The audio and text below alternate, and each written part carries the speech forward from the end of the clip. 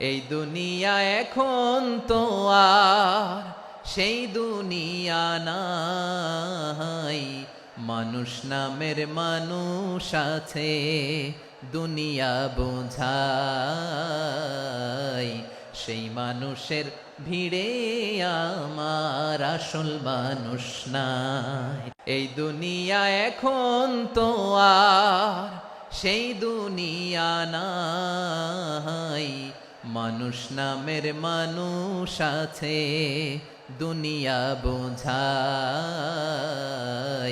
সেই মানুষের ভিড়ে আমার আসল মানুষ নাই। ঠিক কিনা? এই যে আমাদের বিশাল জনসংখ্যা, এই জনসংখ্যাকে কি করে জনসম্পদে রূপান্তরিত করা যায় এ ব্যাপারে কথা বল। আল্লাহ তাআলা ইরশাদ করছেন, ওয়ালাকাদ কাররামনা বনি আদম ওয়া হামালনাহুম ফিল বাররি ওয়াল বাহরি ওয়া রাযাকনাহুম মিনাত তাইয়্যিবাত ওয়া ফাদ্দালনাহুম আলা কাসীরিম মিম্মান খালাকনা তাফদীলা।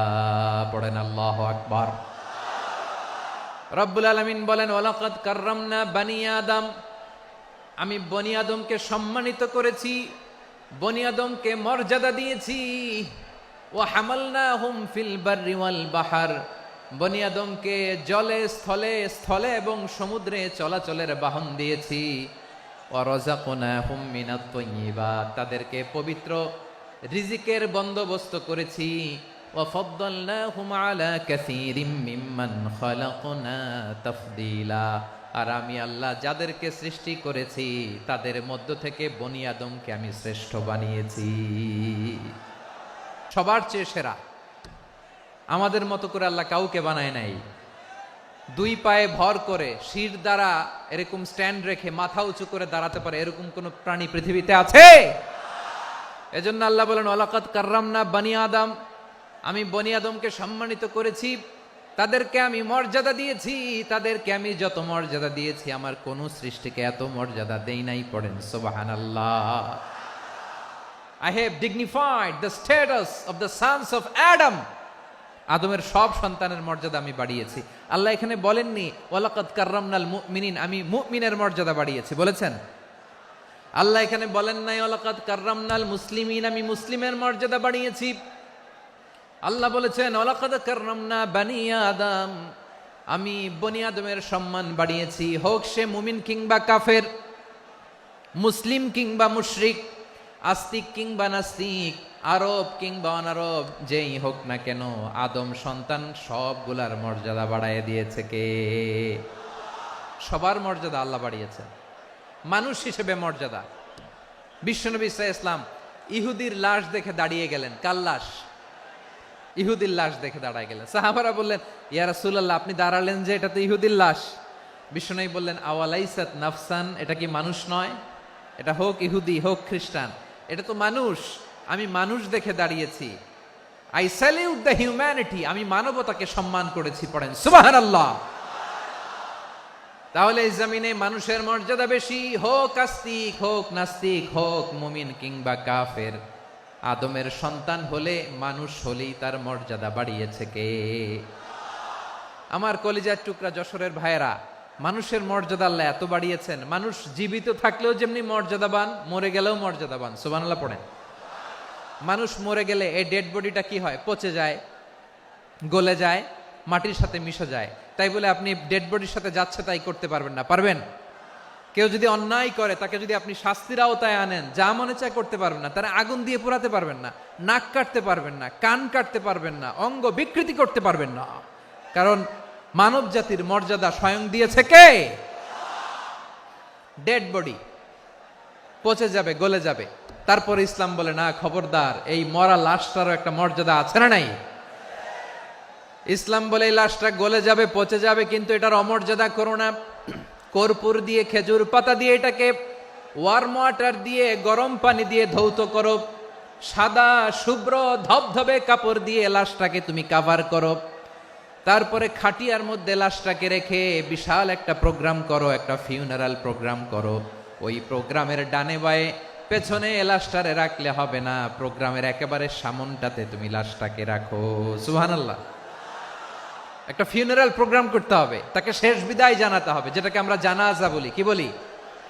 জানাজা মানে মাইয়েতের জন্য দোয়া, তার জন্য দোয়া করা হয়, তাকে একটা সিস্টেমেটিক অর্ডারে কবরে রাখা হয়, সুন্দরভাবে সেটাকে কবরস্থ করা হয়, মাটি দেয়া হয়, পানি দেয়া হয়। তার মানে মরে গেলেও মানুষের সম্মান বাড়ায় দিয়েছে কে? এজন্য আল্লাহ বললেন ওয়ালাকাদ কাররামনা বানি আদম, বনি আদমের সম্মান মর্যাদা আমি আল্লাহ বাড়িয়ে দিয়েছি। মানুষের সম্মানে তুমি কখনো আঘাত করো না, ঠিক কি না? তাহলে ভাই, প্রথম মেসেজ হচ্ছে the first and foremost message tonight to the people of জাসর। আল্লাহ বলেন I have dignified the status of son of Adam. আমি বনি আদম সবার মর্যাদা বাড়িয়ে দিয়েছি, হোক আস্তিক নাস্তিক, হোক কাফের কিংবা মুশরিক, তার মর্যাদা বাড়াই দিছে কে? যখন বন্যা হয় আমরা ত্রাণ নিয়ে যাই, আমরা শুধু মুসলমানদেরকে ত্রাণ দেই নাকি? হ্যাঁ, আমরা মুসলমানকেও দেই, অমুসলমানকেও দেই, হিন্দুকেও দেই, বৌদ্ধকেও দেই। যেখানেই মানবতা বিপন্ন সেখানে ইসলামের হেল্পিং হ্যান্ড আছে না নাই? সুবহানাল্লাহ। কি দিন আমরা পেয়েছি, কি বিধান আমরা পেয়েছি। ওয়ালাকাদ কাররামনা বানি আদম, আমি বনি আদমকে সম্মানিত করেছি। এরপর আল্লাহ বললেন ওয়া হামালনাহুম ফিল বাররি ওয়াল বাহর, জলে স্থলে আমি চলাচলের যানবাহনের ব্যবস্থা করেছি।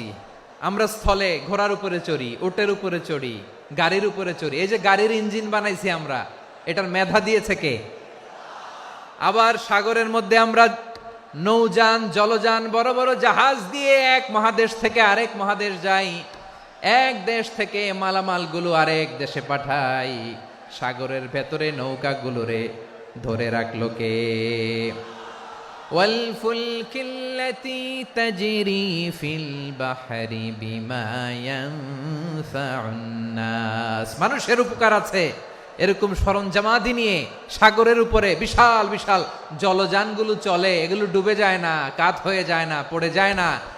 এগুলোকে স্থিতিস্থাপকতাকে ঠিক করে রাখলো কে? আপনারা জাহাজ দেখেছেন? জাহাজ দেখছেন? বিশাল বিশাল জাহাজ, বিশাল জাহাজ মালামাল নিয়ে এক মহাদেশ থেকে আরেক মহাদেশে যায়। গত মাসে আমার জাপান সফর ছিল। এই যে বাংলাদেশে যে গাড়িগুলো চালান, বেশিরভাগ গাড়ি আসে কিন্তু জাপান থেকে।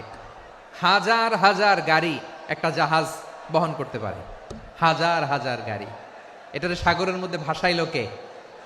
হাজার হাজার গাড়ি নিয়ে জাপানিজ গাড়িগুলো আমাদের চট্টগ্রামের এয়ারপোর্টের বন্দরে ভিড়ে। যুক্তরাষ্ট্রে আমি দেখেছি বিশাল বিশাল জাহাজ। আপনারা টাইটানিক জাহাজের নাম শুনেছেন? টাইটানিক জাহাজের 8 গুণ 10 গুণ বড় একটা জাহাজ আছে, আইকন অফ দ্য সি, আমি দেখে এসেছি। রয়্যাল ক্যারিবিয়ান দেখে এসেছি। সাগরের সামনে জেটিতে যখন দাঁড়ালাম, জাহাজটা যখন যায়, আমার মনে হচ্ছে একটা শহর, গোটা শহর, the entire city is floating on the water. পুরো একটা শহর মনে হয় পানির উপর দিয়ে ভেসে যাচ্ছে। পড়েন সুবহানাল্লাহ। এই যে আইকন অফ দ্য সি, এই ক্রুজ, এই জাহাজটা, এটার ভিতরে স্টেডিয়াম আছে। কিসের ভিতরে স্টেডিয়াম? কথা বুঝে নাই বোধহয়। স্টেডিয়াম কিসের ভিতর? সুইমিং পুল আছে, শপিং মল আছে, রেস্টুরেন্ট আছে, ক্লাব আছে, 3000 4000 রুম বিশিষ্ট, কক্ষ বিশিষ্ট হোটেল আছে। এই সবগুলোর নিয়ে এগুলো চলে সাগরের দোলার মধ্যে, জলোচ্ছ্বাসের মধ্যে। এই সাগরের ভেতরে এই জাহাজগুলোর ভাষায় রাখছে কে? সূরাতুর আর রহমানে আল্লাহ তাআলা বললেন ওয়ালাহুল জাওয়ারিল মুনশাআতু ফিল বাহরি কাল আ'লাম ফাবিআইয়ি আলা, সবাই পড়েন ফাবিআইয়ি আলাই রাব্বিকুমা তুকাযিবান। পাহাড় সম বড় বড় জাহাজগুলো মাল বোঝাই করে সাগরের মধ্যে ভেসে বেড়ায়। এগুলো দিয়ে মালামাল বহন করা যায়, মানুষরা এক দেশ থেকে আরেক দেশে যায়। এই জাহাজগুলোর সাগরের ভেতরে ভাসায় রাখলো কে? এই আয়াতের ভেতরে আল্লাহ তাআলা সূরাত বানী ইসরাঈলের এই চমৎকার আয়াতের ভেতরে আল্লাহ তাআলা বেসিক্যালি মানব জাতির প্রতি তার 4টি স্পেশাল অনুগ্রহের কথা বলেছেন। কয়টি?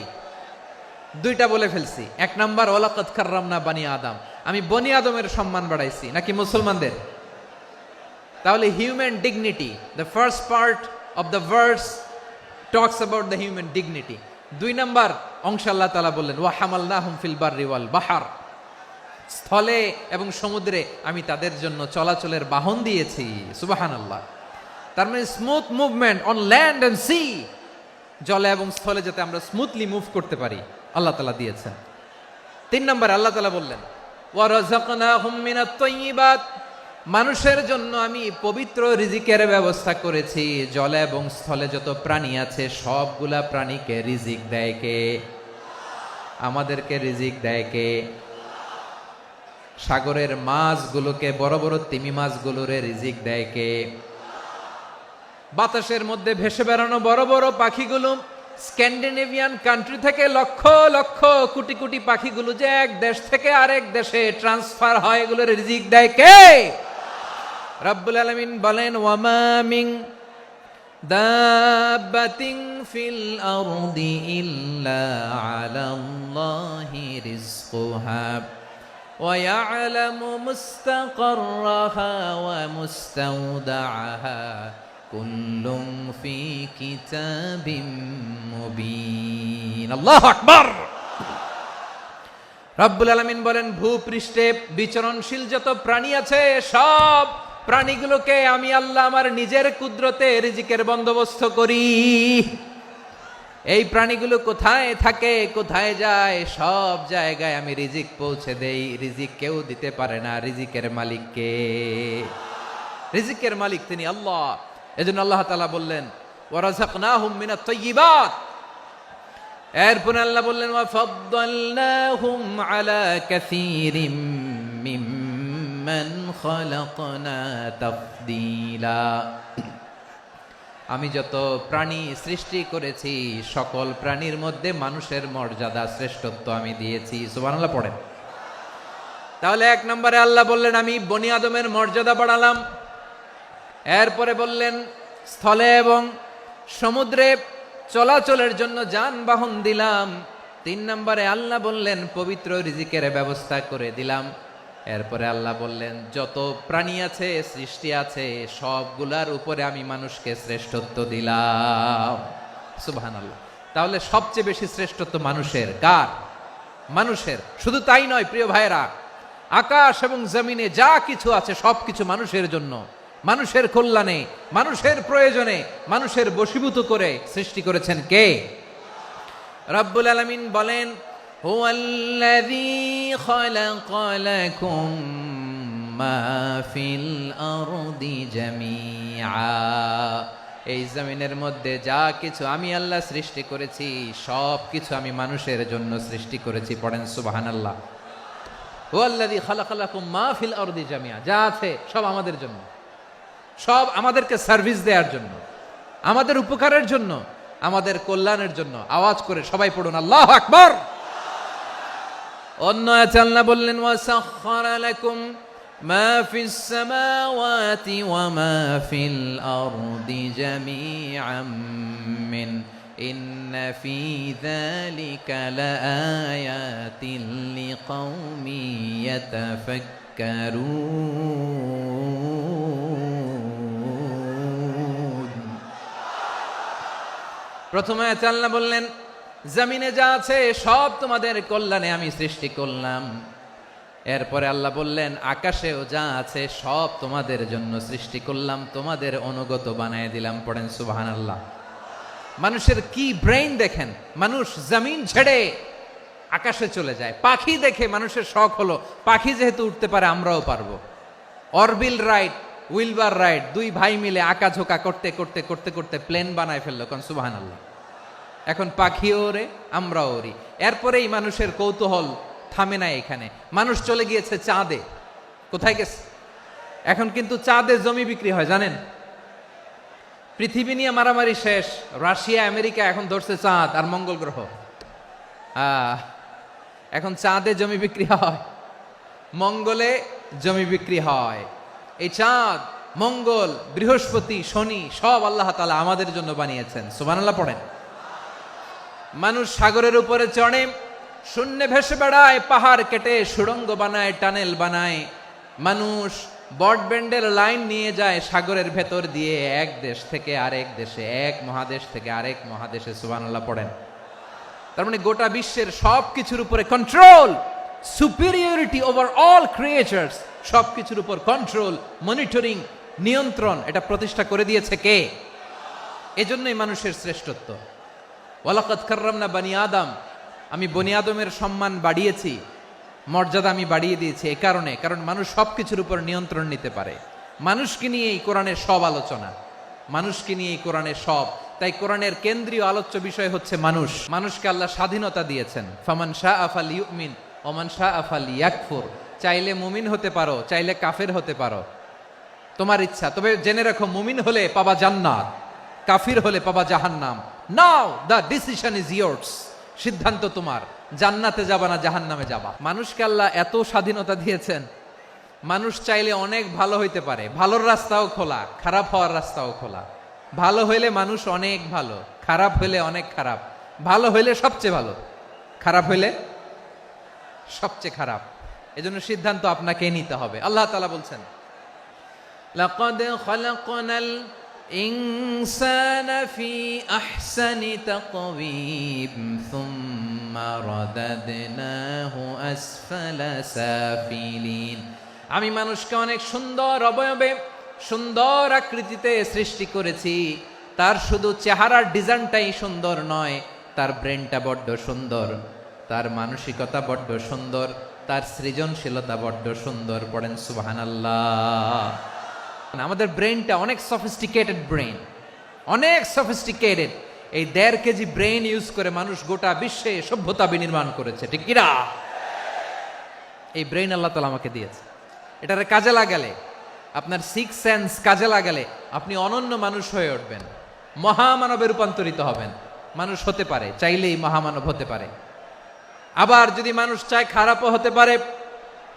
আল্লাহ বললেন শুধু ভালোই না, ভালো হতে চাইলে অনেক ভালো তুমি হতে পারো, আবার খারাপ হতে চাইলে অনেক খারাপ তুমি হতে পারো। সুম্মা রাদাদনাহু আসফালা সাফিলিন।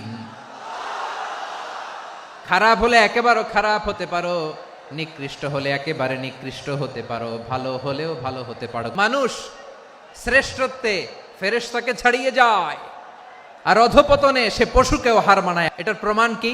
মানুষ শ্রেষ্ঠ হইলে যে ফেরেশতার চেয়েও সেরা, তার প্রমাণ কি? আল্লাহ তাআলা বলছেন, ওয়া ইয কুলনা লিল মালাইকাতি ইসজুদু লি আদম ফাসাজাদু ইল্লা ইবলিস আবা ওয়াস্তাকবারা ওয়া কানা মিনাল কাফিরিন। আল্লাহ বলেন, স্মরণ করো সে সময়ের কথা যখন আমি ফেরেশতাদেরকে বললাম, ও ফেরেশতারা আদমকে সেজদা দাও। সব ফেরেশতারা সম্মান সূচক সেজদা আদমকে দিল। তারা আদমের জন্য সেজদায় লুটিয়ে পড়লো, একজন ছাড়া, তার নাম ইবলিস। আওয়াজ করে বলেন, তার নাম কি? সে অহংকার প্রদর্শন করলো, সে কাফের হয়ে গেল। বাকি সব ফেরেশতারা সেজদা দিল। সুবহানাল্লাহ। আবার আদম আলাইহিস সালামকে আল্লাহ জিজ্ঞেস করলেন, সব বলে দিল উত্তর, কিন্তু ফেরেশতাদেরকে একই প্রশ্ন জিজ্ঞেস করলেন, তারা উত্তর করতে পারে নাই। তার মানে এর মধ্য দিয়ে প্রমাণিত হয়, মানুষ ভালো হলে ফেরেশতার চেয়েও ভালো, ফেরেশতার চেয়েও মানুষের মর্যাদা বাড়িয়ে দিয়েছে কে? সব নূরের ফেরেশতা যখন মাটির আদমকে সেজদা দেয়, এটা প্রমাণ করে ফেরেশতার চেয়েও মানুষের মর্যাদা বাড়িয়ে দিয়েছে কে? তুমি মাটির আদমকে প্রথম সৃষ্টি করিয়া ঘোষণা করিয়া দিলে শ্রেষ্ঠ বলিয়া, তাই তো নূরের ফেরেশতা করে আদমকে সেজদা। ঠিক কিনা বলেন? তাই তো নূরের ফেরেশতা করে আদমকে সেজদা। সবার চেয়ে সম্মান দিলে মাটির আদমকে। আল্লাহু আল্লাহু তুমি জাল্লে জালালুহু, শেষ করা তো যায় না গে তোমার গুণগান। পড়েন না? পড়েন। আল্লাহু আল্লাহু তুমি জাল্লে জালালুহু, শেষ করা তো যায় না গে তোমার গুণগান। আল্লাহু আল্লাহু। আল্লাহু আকবার। আদমের মর্যাদা বেশি, মানুষের মর্যাদা বেশি। মানুষ শ্রেষ্ঠ তার প্রমাণ, নূরের ফেরেশতা মাটির আদমকে সেজদা করে আওয়াজ করে বলেন ঠিক কি না? তাহলে মানুষ ভালো হলে ফেরেশতার চেয়ে ভালো। আবার মানুষ যদি খারাপ হয় সে পশুর চেয়েও খারাপ,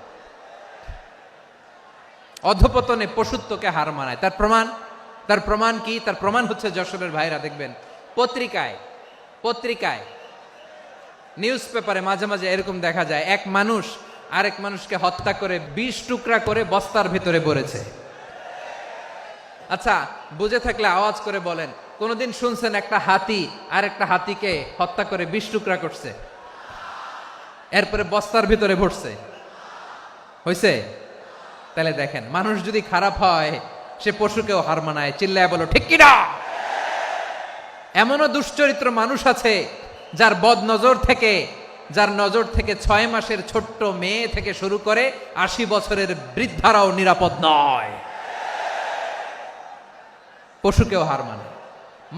মানুষের ঘর জ্বালিয়ে পুড়ে মেসাকার করে দেয়, জনপদের পর জনপদ জ্বালায় দেয়। এরকম আছে না নাই? গাজার মধ্যে যে অ্যাটাক করেছে, এরা মসজিদ মানে নাই, মসজিদে বম ফেলেছে। এরা খ্রিস্টানদের চার্চ গির্জা মানে নাই, গির্জায় বম ফেলেছে। পৃথিবীর ইতিহাসে never happened in the history of the world that someone bombed on a hospital, on a ICU center. এমন হাসপাতাল যেখানে আইসিইউর রোগীরা আছে, ওই হাসপাতালের উপরও ইসরায়েলি সৈনিকেরা বোমা মেরেছে। জোরে বলেন ঠিক কিনা? এরা মানুষ? আওয়াজ করে বলেন, এরা মানুষ না। প্রিয় ভাইয়েরা, চোখ কান নাক মুখ থাকলেই মানুষ না। যা সামনে দেখেন এগুলো সব মানুষ না, এগুলো জনসংখ্যা। এগুলো কি? সবাই বলুন, এগুলো কি? বাড়ছে জনসংখ্যা, কমছে মানুষ। এই দুনিয়া এখন তো আর সেই দুনিয়া নাই, মানুষ নামের মানুষ আছে দুনিয়া বোঝাই, সেই মানুষের ভিড়ে আমার আসল মানুষ নাই। ঠিক কিনা? আসল মানুষের বড্ড অভাব, আসল মানুষের বড্ড অভাব। আমার ভাইয়েরা, মানুষ খারাপ হলে পশুকেও হার মানায়। আচ্ছা, আওয়াজ করে বলেন, যে ইসরায়েলি সোলজাররা উপর থেকে বোমা মারল তারাও মানুষ? তারাও কি? ওরাও রক্তে মাংসে মানুষ, ওদেরও পরিবার আছে। বোমা মেরে যেই মেয়েটাকে তারা অনাথ বানায়, ইয়াতিম বানায়, ও কিন্তু বাসায় ওর মেয়েটাকে রেখে আসছে। ঠিক কিনা বলেন? বম্বিং করে যে বাবাকে মেরে, স্বামীকে মেরে স্ত্রীকে বিধবা বানায়, তারও ঘরে স্ত্রী আছে। উপর থেকে বম মেরে মানুষ মেরে দিচ্ছে, তারাও মানুষ। 1945 সালের 6 আগস্ট আমেরিকান সোলজাররা হিরোশিমায় বম মেরেছে। আমি নিজে দেখে এসেছি জাপানের হিরোশিমাতে। সকাল 8:15 মানুষ কেউ অফিসে যাচ্ছিল, কেউ খেতে খামারে কাজ করতে যাচ্ছিল। লিটল বয় নামে একটা বোম মেরেছে তারা। এই বোমের আঘাতে, পারমাণবিক এই বোমার রেডিয়েশনে আঘাতে, বোম ব্লাস্ট হওয়ার পরে মুহূর্তের মধ্যে 1,40,000 নাই। উপর থেকে যারা মারতেছে এরাও মানুষ, যাদেরকে মারলো তারাও। তার মানে মানুষে মানুষে পার্থক্য আছে না? নেই? মানুষে মানুষে পার্থক্য আছে। নাক কান চোখ মুখ থাকলেই মানুষ নয়। বাড়ছে জনসংখ্যা, কমছে মানুষ। চিল্লায় বলো ঠিক কিনা? ভালো মানুষ যারা জগৎটাকে এনলাইটেন করবে, যারা সত্যের বীর সেনানী হয়ে দাঁড়াবে, যারা সত্যের পক্ষে কথা বলবে, যারা জালিমের মসনদকে ভেঙে খান খান করে দেবে, এরকম হওয়ার দরকার আছে না নাই? এরকম ভালো মানুষ আমরা হতে চাই কি চাই না?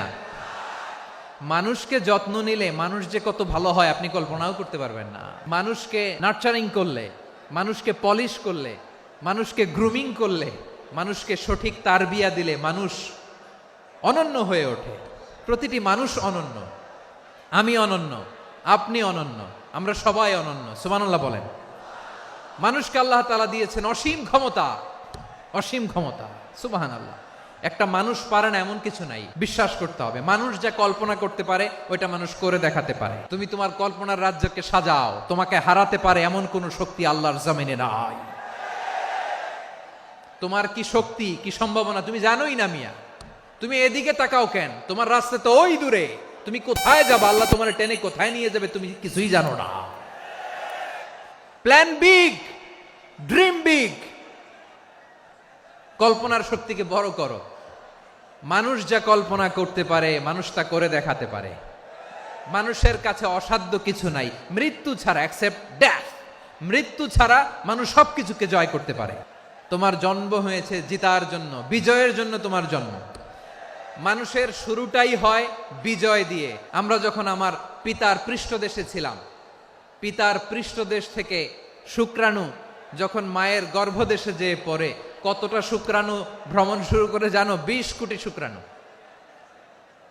একবার সিমেন আউট হলে সেখানে 20 কোটি শুক্রাণু থাকে, ভ্রমণ শুরু করে। ওই 20 কোটি শুক্রাণুর মধ্য থেকে তুমি আমি আজকে এক বিকশিত শুক্রাণু মানব রূপে পৃথিবীতে এসেছি। সুবহানাল্লাহ। ওই 20 কোটি শুক্রাণুর প্রতিযোগিতায় সবাইরে পেছনে ফেলে সেদিন আমি সফল হয়েছিলাম, সেদিন আমি বিজয়ী হয়েছিলাম। সেদিন আমি এত ছোট ছিলাম মাইক্রোস্কোপ দিয়েও আমার অস্তিত্ব টের পাওয়া যায় না। আমি এত তুচ্ছ ছিলাম, নগণ্য ছিলাম। আমার কান ছিল না, আমার চোখ ছিল না, আমার হাত ছিল না, আমার জন্য রিকমেন্ডেশন করার মতো মামু ছিল না, খালা ছিল না, কেউ ছিল না। তারপরেও ওই প্রতিযোগিতায়, ওই কম্পিটিশনে যখন আমারে কেউ হারাতে পারে নাই, আল্লাহর জমিনেও আমারে কেউ হারাতে পারে না। হারার জন্য তোমার জন্মই হয় নাই, তুমি আসছোই জিতার জন্য। সুবহানাল্লাহ। বিশ্বনবী বলেন, আন্নাসু মাআদিন কামাআদিনি যাহাবি ওয়াল ফিদ্দা খিয়ারুহুম ফিল জাহিলিয়াতি খিয়ারুহুম ফিল Islam. Peoples are like mines of gold and silver. সোনার খনি, রূপার খনি, এর চেয়েও বড় খনি হচ্ছে এই মানব সম্পদের খনি। আওয়াজ করে বলেন আল্লাহু আকবার। আল্লাহ তাআলা এই সম্পদ আমাদেরকে দিছে। বিশ্বনবী বলেন, মানুষ হচ্ছে খনির মতো। খিয়ারুহুম ফিল জাহিলিয়াতি খিয়ারুহুম ফিল ইসলাম। জাহিলি যুগে যারা সেরা, ইসলামেও তারা সেরা। ইদা ফাকুহু, যদি তারা বুঝবান হয় তাহলে তাদেরকে সেরা বানায় দিবে কে? তাহলে মানুষের চেয়ে সেরা কেউ হতে পারে? মানুষের চেয়ে অনন্য কেউ হতে পারে? মানুষকে কেউ হারাতে পারে? আওয়াজ করে বলো, তোমাকে কেউ হারাতে পারবে? এই সাহস জাগছে আজকের আলোচনা থেকে। আমি তুমি অনন্য, আমাকে তোমাকে হারায় দেওয়া এত সহজ না, ঠিক কিনা? একটা কথা জীবনের সাথে সেট করে নিতে হবে, আমি জিতি নয় শিখি, আমি কখনো হারি না। তাহলে বিশ্বনবী বললেন, নাসু মাআদিন, মানুষ হচ্ছে খনি। এই খনির যত্ন নিতে হবে। মা বাবা যারা এসেছেন, আপনার ছেলে মেয়ের যত্ন নেন। আপনার ছেলের মধ্যে যে কি পটেনশিয়াল আপনি জানেন না। আপনার এই ছোট্ট অবুজ ছেলেটাই আগামী দিনের শায়েখ আহমদুল্লাহ হবে। আপনার হেফজখানায় পড়া ওই ছোট্ট ছেলেটাই আগামী দিনের আল্লামা মামুনুল হক হবে। আপনার ওই ছেলেটা আমির হামজা হবে, আব্দুল হাই সাইফুল্লাহ হবে। এভাবে বড় বড় আলেম হবে, তারা যুগশ্রেষ্ঠ আলেম হবে। সেই একদিন এই বাংলাদেশের পার্লামেন্টে যে বক্তব্য দিয়ে যশোরের পক্ষে কথা বলবে। আপনি জানেন না, কাউকে ছোট করবেন না আপনি। ওর কনফিডেন্স আপনি কমাবেন না, আপনি কমাতে পারেন না। প্যান্ডেলে আমার যে মা বোনেরা আছেন, ছেলে মেয়েদেরকে কখনো ছোট করে কথা বলবেন না। ও যে কোথায় যাবে আপনি জানেন না। আপনি মা হয়ে তাকে সাহস দিবেন, তার কল্পনার জগৎটাকে সাজাতে তাকে উৎসাহিত করবেন, ঠিক কিনা বলেন? আর আমার প্যান্ডেলের আমার প্রিয় শ্রদ্ধাশীলা মায়েরা বোনেরা, আপনারা তো আরো দামি সম্পদ। বিশ্বনবী বলেন, আর দুনিয়া কুল্লুহা মাতা। আল্লাহ আল্লাহ আল্লাহ। বিশ্বনবীর কথার ওজন দেখেন, আর দুনিয়া কুল্লুহা মাতা ওয়া খায়রু মাতা'আদ দুনিয়াল মারআতুস সালিহা। বিশ্বনবী বলেন, দুনিয়ায় যা দেখো সব আল্লাহর দেওয়া অ্যাসেট, মানে সম্পদ। আর এত অ্যাসেটের ভিড়ে সবচাইতে শ্রেষ্ঠ সম্পদ হচ্ছে নেককার নারী।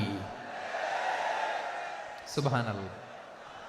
ভাইয়েরা, বোনের সাথে খারাপ আচরণ করো না। সন্তান মায়ের সাথে খারাপ আচরণ করো না। আমাদের মায়েরা আমাদের asset, they are our priceless asset. কারণ এই মায়েদের পেটে এসেছে আল্লাহর ওলিরা। এই মায়েদের পেটে এসেছে খান জাহান আলী।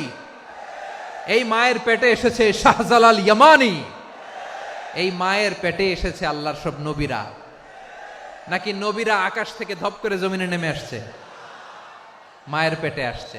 এই মায়ের পেটগুলো খনি। আমার সম্মানিতা মায়েরা বোনেরা, নিজেকে ইসলাম দিয়ে সাজান, নিজেকে পবিত্র রাখুন। নিজের আব্রু ইমান ইজ্জতের হেফাজত করুন, কোরআন পড়ুন, সুন্নাহ পড়ুন। আপনি জানেন না আপনার গর্ভে কে আসছে, কোন ক্ষণজন্মা পুরুষকে আল্লাহ তাআলা আপনার গর্ভে পাঠাবে আপনি জানেন না। মায়েরা নিজেদেরকে পবিত্র রাখুন, ইসলাম চর্চা করুন, কোরআন চর্চা করুন, নৈতিকতা দিয়ে নিজেকে সাজান। যশোরের জেনজি, নিজেদেরকে প্রস্তুত রাখো আগামীর বাংলাদেশের জন্য।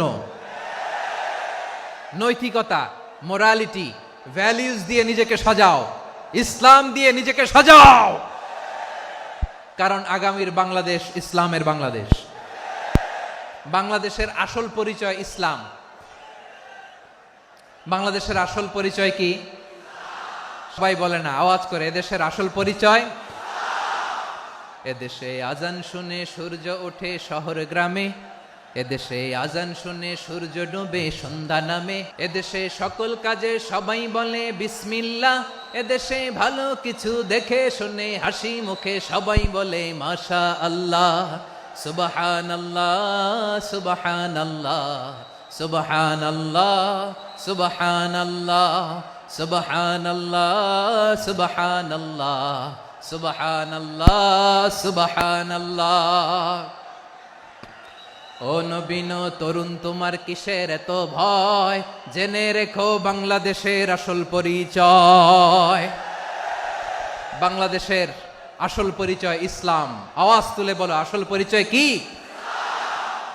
এদেশে পরস্পরে দেখা হলে দেয় সালাম, এদেশে আমজনতার হৃদয় জুড়ে পাক্কালাম, ঠিক কি না?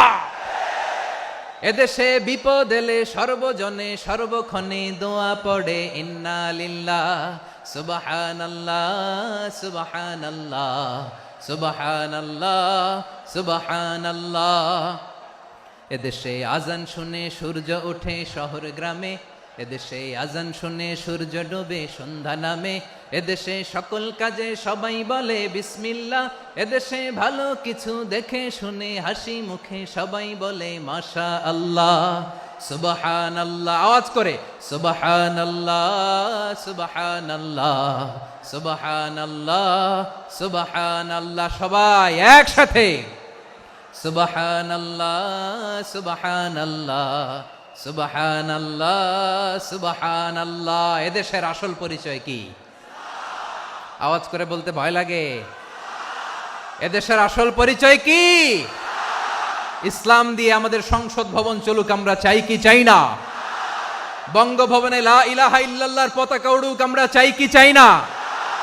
প্রতিটি জেলা অফিসে, ডিসি অফিসে লা ইলাহার পতাকা ঝুলুক, আমরা চাই কি চাই না? মানুষকে যত্ন নিলে মানুষের মধ্যে যারা কি পটেনশিয়াল রেখেছে। আমি জাপানের দুইটা উদাহরণ দেই। জাপানে 2022 সালে জাপানের সাথে জার্মানির খেলা, ফিফা ওয়ার্ল্ড কাপ 2022, ওই খেলায় জিতেছিল জাপান। জিতেছিল 22 সালের এই ফিফা ওয়ার্ল্ড কাপে জাপান ফুটবল খেলায় জিতে। As a part of their celebration তারা খেলার পরে পুরো স্টেডিয়ামটারে ক্লিন করে, the fan base of Japan, লক্ষ লক্ষ মানুষ খেলা দেখতে যায়, তো এত ডাস্টবিনও তো নাই, তো যারা ডাস্টবিনে জায়গা পায় নাই তারা এই যে চকলেটের প্যাকেট, পানির বোতল, চিপসের প্যাকেট তারা এদিকে সেদিকে রেখে দিয়েছে। জাপানের ভক্তরা, জাপানের ফলোয়াররা as a part of their celebration তারা খেলার পরে পুরো স্টেডিয়ামের সব ময়লা আবর্জনা ক্লিন করে তারপরে বিদায় নিয়েছে।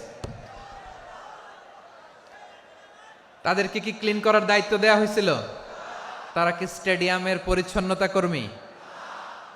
তাদের আকল, তাদের সিক্স সেন্স তাদেরকে বলেছে। ছোটবেলা থেকে জাপান গভর্নমেন্ট ওদেরকে এত পরিচ্ছন্নতা শেখায়, ক্লিনলিনেস অ্যাওয়ারনেস ক্যাম্পেইন করায়।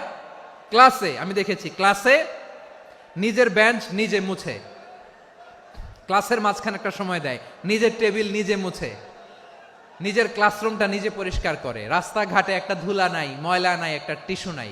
খেলার পরে গোটা বিশ্বকে তাক লাগিয়ে দিয়েছে। জাপানের ফ্যানরা সবার রেখে যাওয়া গার্বেজ, টিস্যু, বোতল পরিষ্কার করে তারপরে স্টেডিয়াম থেকে বিদায় নিয়েছে। আমরা কেন এমন হইতে পারলাম না? জাপানের যারা এগুলো করছে ওদের 3টা করে চোখ না? চোখ তো 3টা জাপানো লাগো, জাপানো লাগো। হাত তো 4টা, কান তো 6টা। হ্যাঁ, নাকি আমার মতো 2 হাত 2 কানওয়ালা মানুষ? চোখে দেখলে ওটা মানুষ না। চিন্তা করছেন? তার মানে জাপানিজদেরকে যে গ্রুমিং করে শিখানোর মাধ্যমে পরিচ্ছন্ন বানানো গেছে, ওরা যেমনি মানুষ আমরাও মানুষ, আমাদের সন্তানদেরকে শেখালে তারাও পারবে। পারবে কিনা? 2 নম্বর উদাহরণ বলি। চট্টগ্রাম ফেনীতে যারা গিয়েছেন, মেঘনা গোমতী ব্রিজ প্রকল্প নাম শুনছেন? মেঘনা একটা ব্রিজ পার হওয়া লাগে। এই মেঘনা গোমতী, এখানে 3টা ব্রিজ কাঁচপুর সহ, এই 3টা ব্রিজের নির্মাণ কাজ, রেনোভেশনের কাজ দেয়া হয়েছিল জাপানের একটা কোম্পানিকে। কাকে?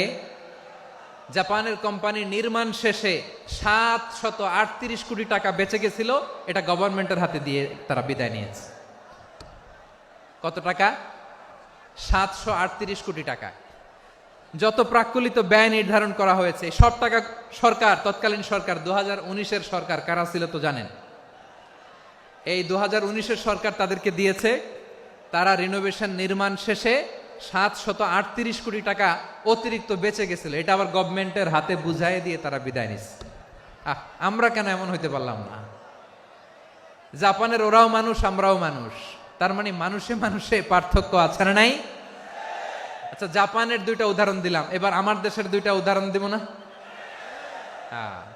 বাংলাদেশের 2টা উদাহরণ দিই। 1 নম্বর উদাহরণ, গত সপ্তাহে আপনারা জানেন কক্সবাজার আমার একটা প্রোগ্রাম ছিল, তো হেলিকপ্টারে গিয়েছিলাম।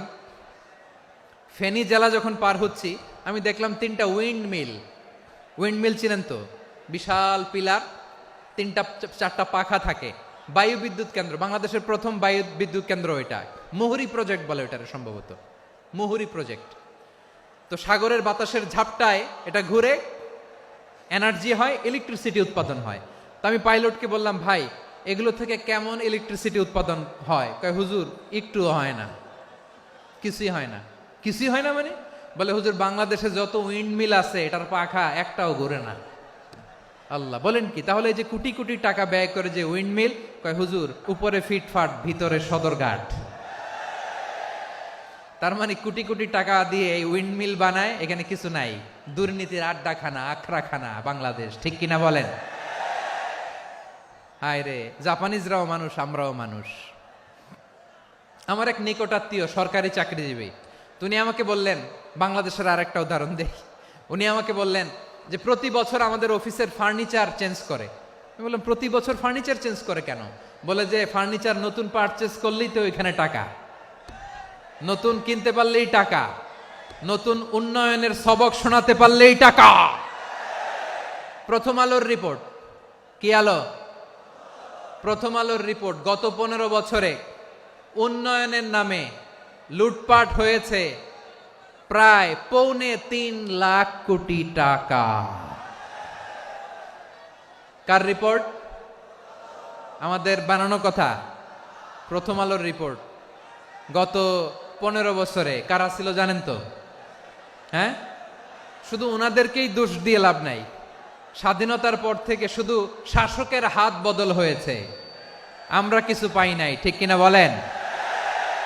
আমরা এরকম চাই না। তাহলে জাপানের মানুষও মানুষ, আমরাও মানুষ। সিদ্ধান্ত আপনার, কোন মানুষ হবেন, ভালো মানুষ না খারাপ মানুষ? আজকের আলোচনার বিষয় হচ্ছে মানব সম্পদের উন্নয়ন, হিউম্যান রিসোর্স ডেভেলপমেন্ট।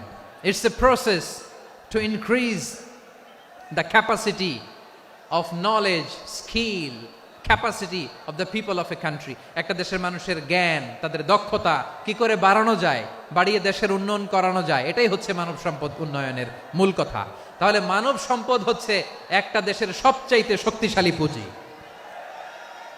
প্রাকৃতিক সম্পদ, খনিজ সম্পদের চেয়েও দামি হচ্ছে মানব সম্পদ। আল্লাহ তাআলা দয়া করে আমাদেরকে এই মানব সম্পদ দিয়েছেন।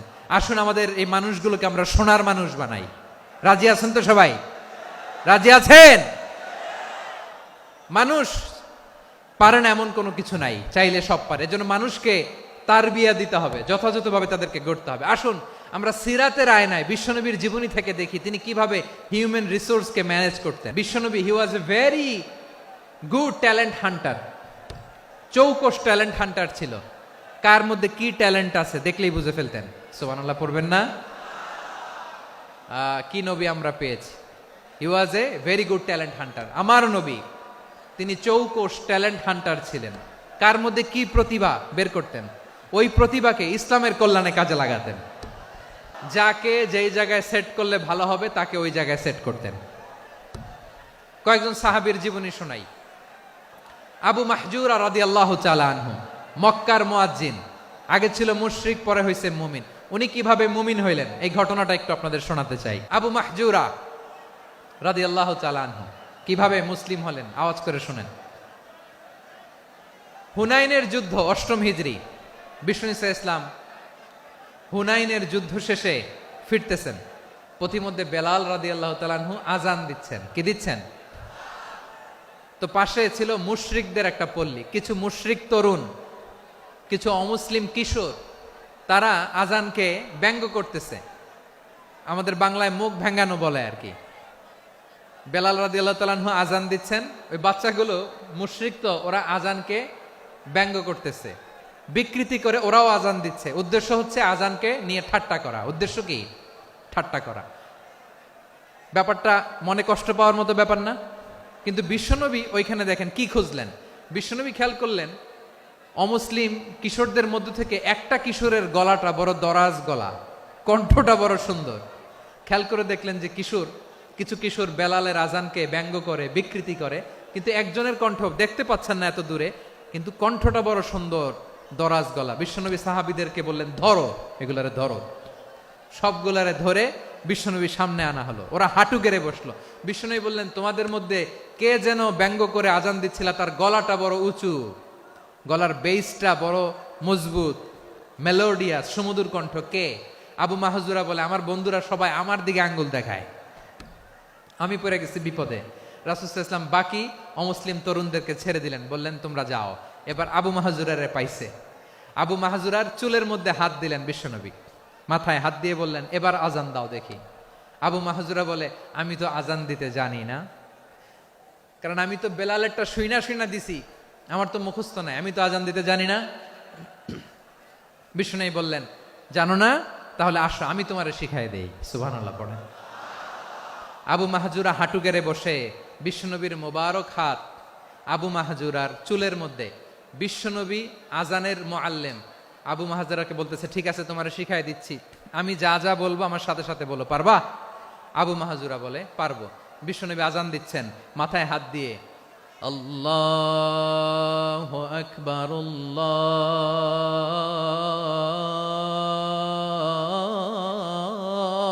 আল্লাহু আকবার। আবু মাহজুরা এই বাক্যটা পড়লেন। বিশ্বনবী দ্বিতীয় বাক্য পড়তে আরম্ভ করলেন, আল্লাহু আকবার,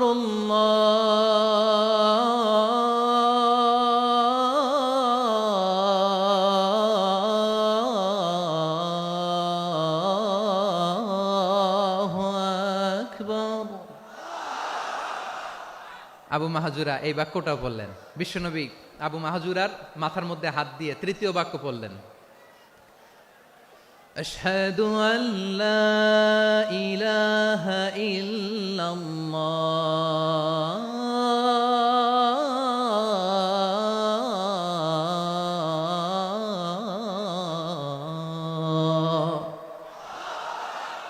আবু মাহজুরা তৃতীয় বাক্য পড়লেন। বিশ্বনবী একটা বাক্য পরে আবু মাহজুরা পরে, বিশ্বনবী পরে আবু মাহজুরা পরে। আবু মাহজুরা কিন্তু অমুসলিম, মুশরিক। আবু মাহজুরা বলে, এক একটা বাক্য পড়ি আমার কলিজাটা গলে ঠান্ডা হয়ে যায়। এতদিন মোহাম্মদকে গালি দিতাম, এখন মোহাম্মদ আমার মাথায় যখন হাত রাখছে আমার সারা শরীর ঠান্ডা হয়ে গেছে। বিশ্বনবী আজান শিখাচ্ছেন, একটা একটা বাক্য পড়ে আবু মাহজুরাও পড়ে, বিশ্বনবী পড়ে আবু মাহজুরাও পড়ে। পুরো বাক্যগুলো যখন শেষ, আজান শেষ, আবু মাহজুরাও যখন পুরো আজান পড়লেন, আবু মাহজুরা বললেন, এতদিন মোহাম্মদের চেহারা দেখলে আমার ঘৃণা লাগতো, আজ থেকে মোহাম্মদের চেহারার চেয়ে প্রিয় চেহারা আমার কাছে নাই। আবু মাহজুরা বললেন, ও মুহাম্মদ, আজানের বাক্য তো আপনি আমারে শেখালেন, এখানেই শেষ করবেন না, আপনি আমারে পড়ায় দেন, লা ইলাহা ইল্লাল্লাহু মুহাম্মাদুর রাসূলুল্লাহ সাল্লাল্লাহু আলাইহি ওয়াসাল্লাম। বিশ্বনবীর সাথে দাঁড়িয়ে উনি শাহাদা পড়ে মুসলমান হয়ে গেলেন। এবার আবু মাহজুরা বলে, ইয়া রাসূলুল্লাহ, ইয়া হাবিবাল্লাহ, আমি মুমিন হয়েছি, মুসলমান হয়েছি, আপনার কাছ থেকে আজান শিখার সৌভাগ্য আমি লাভ করেছি গো নবী। আমার কণ্ঠের বড় তারিফ করেছেন, আপনি আমার আজানকে আপনি পছন্দ করেছেন। একটা জিনিস আপনার কাছে চাই, আপনি আমাকে মক্কার মসজিদুল হারামের মুয়াজ্জিন হিসেবে অ্যাপয়েন্ট করে দে। বিষ্ণু ইসা ইসলাম বললেন, যাও আবু মাহজুরা, আমি তোমাকে পৃথিবীর শ্রেষ্ঠতম মসজিদ মক্কার মসজিদুল হারামের মুয়াজ্জিন হিসেবে অ্যাপয়েন্ট করে দিলাম। দেখছেন কিভাবে ট্যালেন্ট হান্টিং করতে হয়, কিভাবে হিউম্যান রিসোর্স মানব সম্পদকে ব্যবহার করতে হয়। আসছিল আজানকে ভেঙ্গাইতে, আসছিল কেন?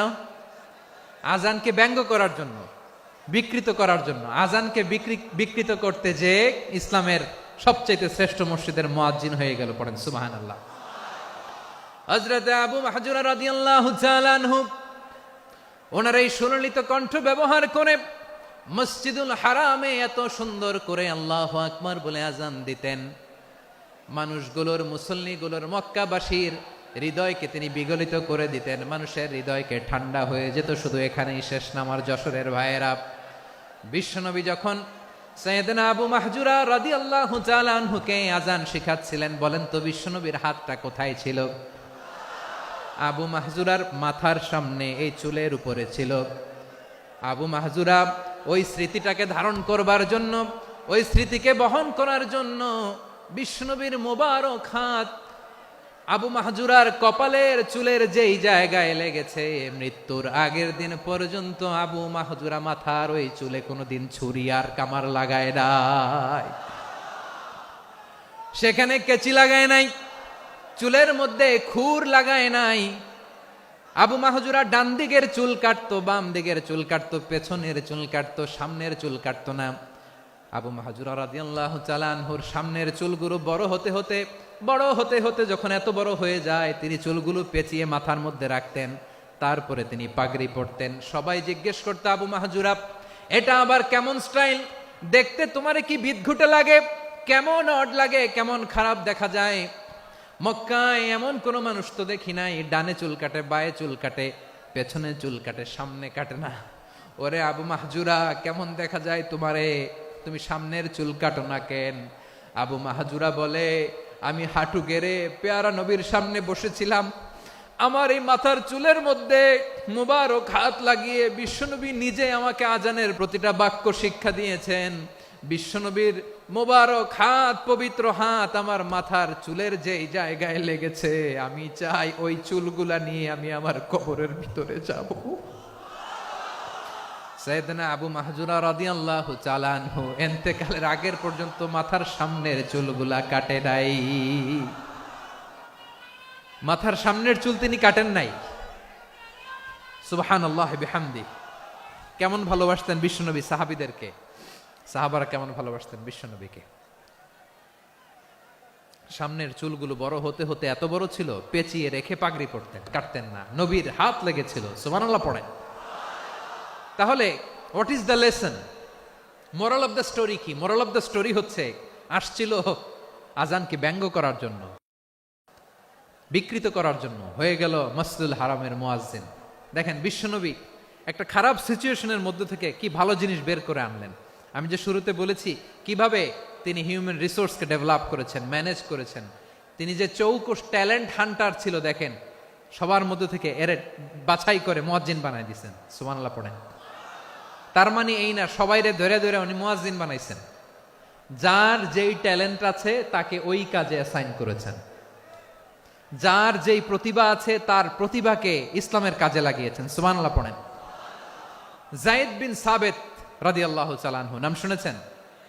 বিশ্বনবী দেখলেন মদিনার এই আনসারী সাহাবী হাইলি ট্যালেন্টেড, ইন্টেলেকচুয়াল, মেরিটোরিয়াস, জ্ঞানের প্রতি তার আকর্ষণ, মারাত্মক আকর্ষণ। বিশ্বনবী তাকে দায়িত্ব দিলেন, কোরআন যা নাজিল হয় তুমি লিখো, কাতিবুল ওহী বানায় দিলেন। সুবহানাল্লাহ। যায়েদ বিন সাবেতরে আবার আজান শিখান নাই, কারণ তার মধ্যে বিশ্বনবী প্রতিভা দেখেছেন, একাডেমিক প্রতিভা। বিশ্বনবীর একাডেমিক প্রজেক্টগুলো তিনি হ্যান্ডেল করতেন। যায়েদ বিন সাবেত ছিল বিশ্বনবীর ব্যক্তিগত সচিব। কি ছিল? ব্যক্তিগত সচিব। বোঝেন নাই? বিশ্বনবীর ব্যক্তিগত সচিব এবং দোভাষী। ইহুদিরা কিছু লিখে দিলে এটার অর্থ বিশ্বনবীরে বুঝায় দিতেন। আবার ইহুদিদের কাছে কিছু লিখতে হলে তিনি লিখে দিতেন। বিশ্বনবী একদিন বললেন, ইন্নী ওয়াল্লাহি মা আমানু ইয়াহুদা আলা কিতাব। ইহুদিরা যে চিঠি পাঠায় অর্থ তো বুঝি না, আরেক ইহুদি আইনে অর্থ করা লাগে।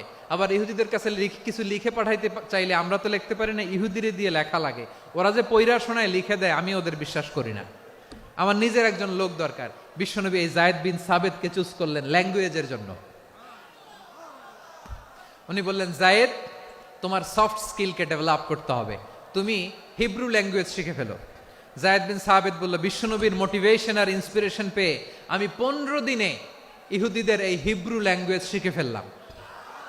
শুধু শিখে ফেললাম না, হাত্তা হাদিকতু, even I became master in the language. এই ভাষা আমি পারদর্শী হয়ে গেলাম। এরপরে ইহুদিরা চিঠি লিখে পাঠালে আর কোনো ইহুদি ডাকা লাগতো না, আমি নবীর এটার অর্থ শুনে পরে বুঝাই দিতাম। আবার ইহুদিদের কাছে চিঠি লেখা লাগলে আমি জায়েদ বিন সাবেত চিঠি লিখে দিতাম। সুবহানাল্লাহ।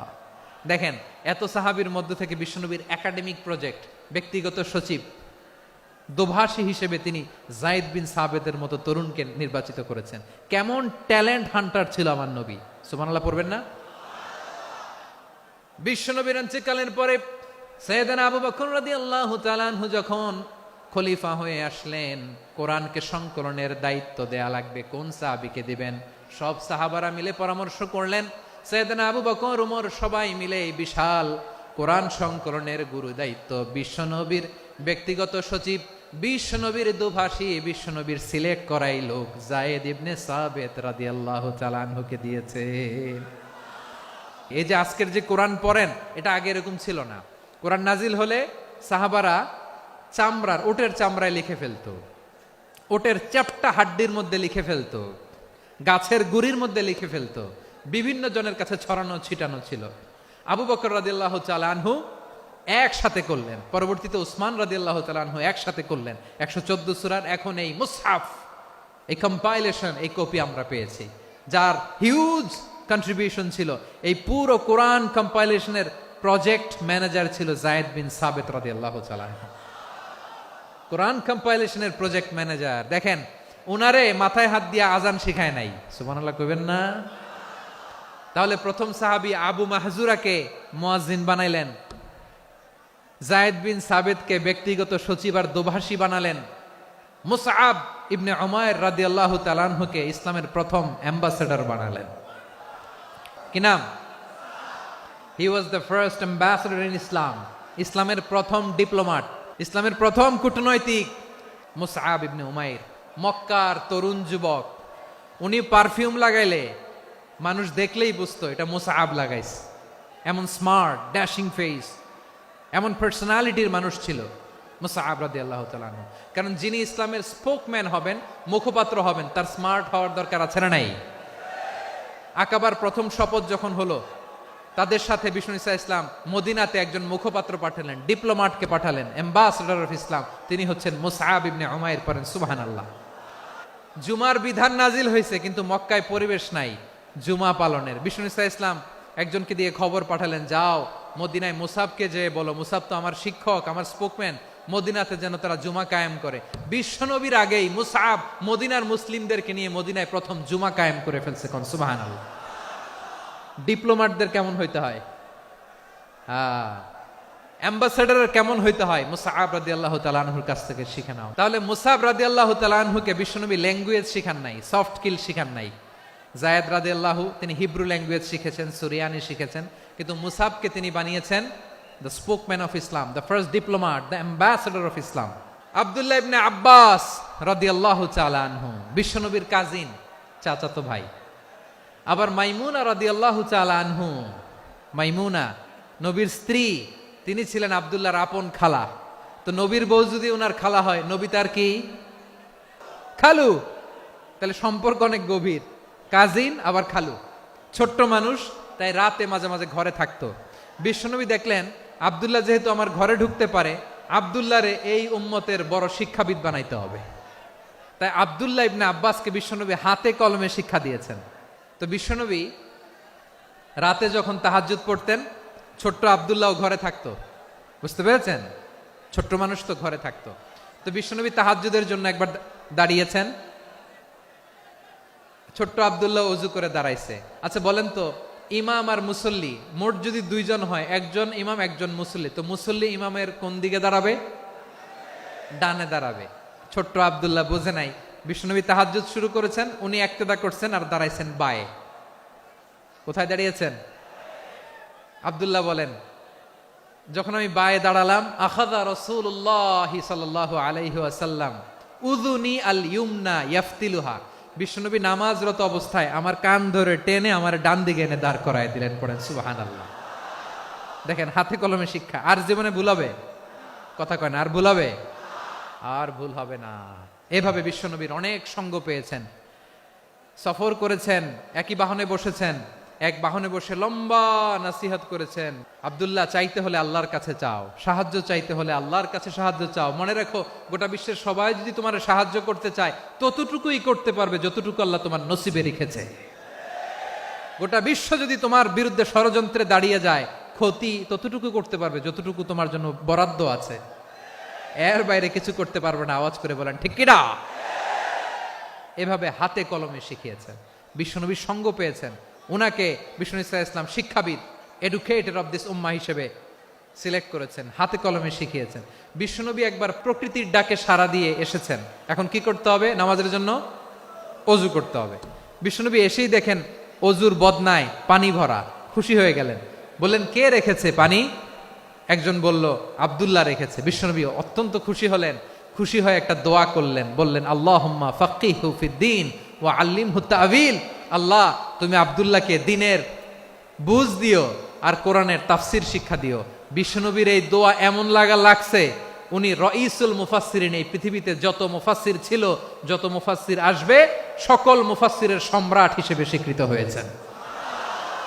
আব্দুল্লাহ ইবনে আব্বাস, বিশ্বনবী ওনারে আজান শিখান নাই, বিশ্বনবী ওনারে ল্যাঙ্গুয়েজ শিখান নাই, বিশ্বনবী ওনারে অ্যাম্বাসাডর বানান নাই, হাতে কলমে শিক্ষা দিয়েছেন। ছোট্ট মানুষ, বিশ্বনবী ইন্তেকাল করলেন। আবু বকরের সময় গেল, ওমরে ফারুকের খেলাফত, তখনও তিনি তরুণ। ওমরে ফারুক রাদিয়াল্লাহু তাআলা আনহু ওনার ক্যাবিনেট মিনিস্ট্রির বৈঠকে এ আব্দুল্লাহ ইবনে আব্বাসকে পাশ দিয়ে বসায় রাখতেন। বয়স্ক সাহাবারা এটা পছন্দ করতো না। তারা বলতো, ঘটনা কি? আব্দুল্লাহর মতো ছেলে নাতি আমাদের আছে, এরা কেন রাখে ওমরে ফারুক? ওমরে ফারুক এটা টের পেলেন। তিনি বুঝতে পারলেন যে ক্যাবিনেট মেম্বাররা এটা পছন্দ করে না, ছোট্ট আব্দুল্লাহরা কেন রাখি, কেন যে রাখি, এটা একদিন বুঝাবো। একদিন মিটিং এ তিনি সবাইকে বললেন, ইদা জাআ নাসরুল্লাহি ওয়াল ফাতহ। এই আয়াত দ্বারা উদ্দেশ্য কি বলেন তো মুরব্বী সাহাবীরা? এক সাহাবী বলেন, এই সূরা দ্বারা উদ্দেশ্য, আল্লাহ বলেছেন আমাদেরকে বিভিন্ন ল্যান্ড, বিভিন্ন এলাকা বিজয় করতে হবে। ওমরে ফারুক বললেন, না, হয়নি। আরেকজন বললেন, বিজয় হওয়ার পর আমাদের বেশি বেশি আল্লাহর বরত্বের ঘোষণা দিতে হবে, এটা উদ্দেশ্য। ওমরে ফারুক বললেন, না, হয় নাই। যারে জিজ্ঞেস করেন কেউ পারে না। সব শেষে বিশ্বনবী ছোট্ট আব্দুল্লাহরে বলেন, আব্দুল্লাহ, ইদা জাআ নাসরুল্লাহি ওয়াল ফাতহ, এর দ্বারা উদ্দেশ্য কি বলো তো? ছোট্ট আব্দুল্লাহ বলেন, হুয়া আজালু রাসূলিল্লাহ। এই আয়াত দ্বারা বিশ্বনবীর বিদায়কে উদ্দেশ্য নেওয়া হয়েছে। ওমরে ফারুক বললেন, হাযা হুয়া, এটাই তো সঠিক উত্তর, এটাই সঠিক তাফসীর এই আয়াতের। কারণ ইদা জাআ নাসরুল্লাহি ওয়াল ফাতহ, যখন আল্লাহর সাহায্য আর বিজয় আসবে, ওয়া রাআইতান নাসা ইয়াদখুলুনা ফি দীনিল্লাহি আফওয়াজা, আপনি দেখবেন দলে দলে, ঢলে ঢলে, বানের পানির মতো মানুষ ইসলামের দিকে ঢুকতেছে। ইসলামের বিজয় হয়েছে। তো ইসলামের বিজয়ের মিশন নিয়ে নবী আসছে, বিজয়ী যখন হয়ে গেছে, এখন তো নবীর বিদায় হবে। কোন সাহাবী এই সূক্ষ্ম কথাটা ধরতে পারে নাই, ওই আব্দুল্লাহ ছাড়া। আব্দুল্লাহ যখন উত্তর দিছে, সব সাহাবীদের টনক নড়েছে। এরপর থেকে কোনো ক্যাবিনেট মিটিং এ আর কোনো সাহাবারা কোনো প্রশ্ন করে নাই। আওয়াজ করে পড়েন সুবহানাল্লাহ। বিশ্বনবী আব্দুল্লাহ ইবনে আব্বাসকে দ্য এডুকেটর অফ দ্য উম্মাহ, উম্মার শিক্ষাবিদ হিসেবে গ্রহণ করেছেন। আওয়াজ করে পড়তে হবে আল্লাহু আকবার। সাহাবীদের নামগুলো মনে থাকবে? এক নম্বরে আবু মাহজুরা, মুয়াজ্জিন বানাইছেন। যায়েদ ইবনে সাবিত, দোভাষী, ট্রান্সলেটর অফ প্রফেট, এবং তিনি ছিলেন বিশ্বনবীর ব্যক্তিগত সচিব। Musab Ibn Umair, the first ambassador and diplomat of Islam. Abdullah Ibn Abbas, এই উম্মার সবচেয়ে বড় এডুকেটর, শিক্ষাবিদ। আরেকজন ছিল আব্দুল্লাহ ইবনে মাসউদ রাদিয়াল্লাহু তাআলা। দুই আব্দুল্লাহ, আব্বাস গেল, আরেকজন হচ্ছে মাসউদ। মক্কার তরুণ, ছাগল পালতো মুশরিকের। বিশ্বনবী আর আবু বকর রাদিয়াল্লাহু তাআলা আনহু একবার গেলেন, যে দেখে এই তরুণ দাঁড়ায় আছে। বিশ্বনবী বলেন, আমি খুব ক্ষুধার্ত, তোমার কাছে কি দুধ আছে ছাগলের? আব্দুল্লাহ আছে, ওয়ালাকিন আনা মু'তামান, কিন্তু যে দুধ আছে এটা আমানতের, আমি দিতে পারবো না। বিশ্বনবী এইটা শুনেই তারা টার্গেট করে ফেলছে। আনা মু'তামান, দুধ আছে কিন্তু এটা আমার মালিকের, আমি তো দরদ দেখায় আমার মালিকের দুধ, আপনি পথিক, আপনারে দিতে পারি না। বিশ্বনবী টার্গেট করে ফেলছেন, এরে আমার কাজে লাগাইতে হবে। বিশ্বনবী বললেন, আচ্ছা ঠিক আছে, দুধ দিও না, কিন্তু এমন ছাগি আছে কিনা যেই ছাগির সাথে কোনো ছাগলের মিলন হয় নাই, তার ওলানে দুধও আসে নাই, বাচ্চাও নাই, এরকম ছাগির থেকে যদি আমি দুধ খাই তাহলে তো সমস্যা নাই।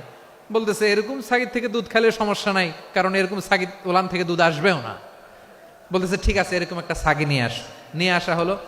বিশ্বনবী বিসমিল্লাহ বলে ওই ছাগির ওলানে হাত দিলেন। হাত দিতে দেরি, পুরো ওলানটা দুধে ভরে যেতে দেরি হয় না।